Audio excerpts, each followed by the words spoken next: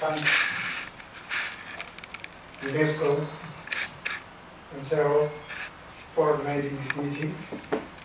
And also I'd like to congratulate for having the legal recognition of Cypher, because Ethiopia needs lawyers who protect the media. The Ethiopian media doesn't have a problem of laws mainly. The main problem is we don't have a system and institution that protects the laws.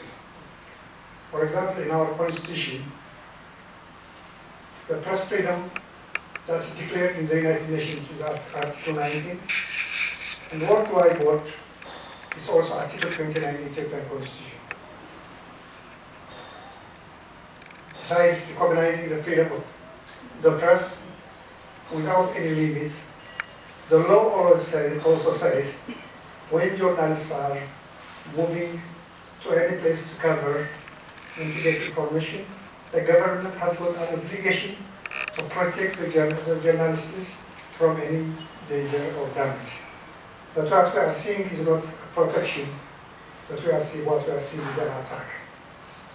So one of the problems. The Ethiopian Media Council, which I'm speaking here representing, has got 125, not individuals, but media organizations from all over the country.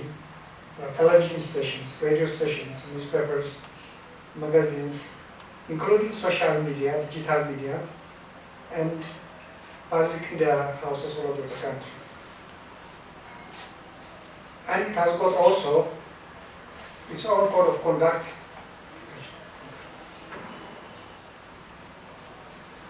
for self-regulating. It is a self-regulatory body. Without compromising the freedom of the press, it has also an obligation to control the code of conduct of the media. Because if you see now in our country, one of the problems we are seeing is it's not only the problem from the government or for the media authorities or something, but also there is a problem also from the media. I'm not going to blame every media, but one problem we are facing is in some places activism and journalism is mixed up. There's a lot of hate speech, there is a lot of fake news spreading to the public that will create problems among different religions, different ethnicity and everything. So, establishing this lawyers association for media houses or associations is very, very, very important. The Media Council, as I said, it has got its own code of conduct that the journalists should respect. When we have members, they have to fulfill two things. The first thing, they have to be legally registered media houses. And second, also, they have to sign that they accept to implement this code of conduct. Those 125 media houses, they have all signed this one.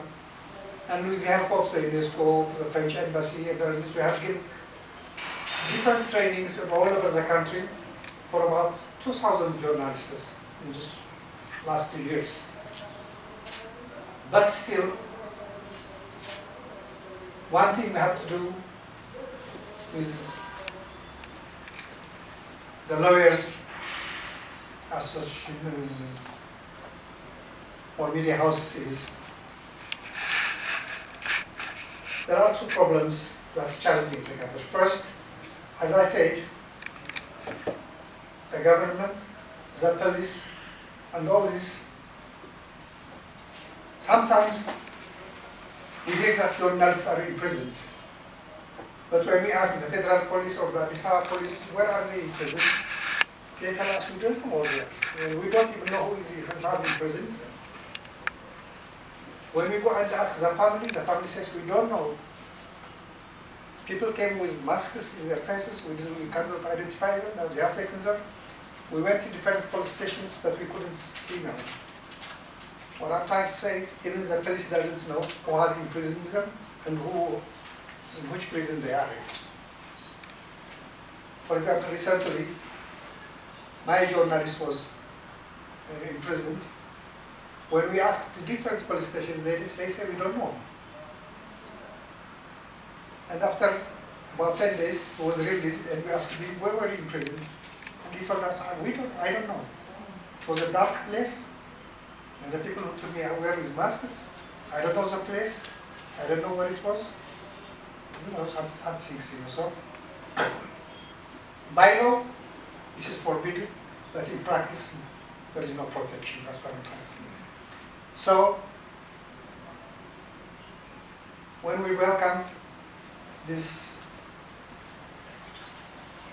lawyers association for media houses, I would like to ask them, we have to work together strongly. If you want, we can sign memorandum of understanding together how we should work. And also, if you want, you can be members of the Ethiopian Media Council also.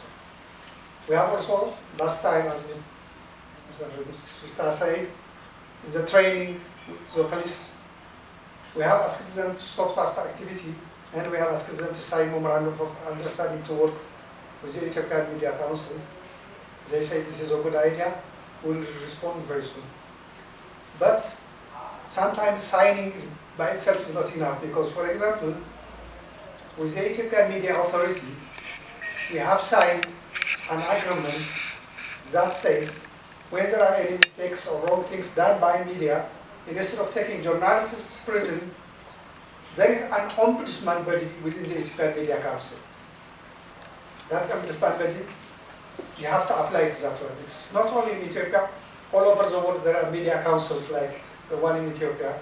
But in practice, even some presidents and prime ministers, when they have any problem with the media, they don't take journalists to the court.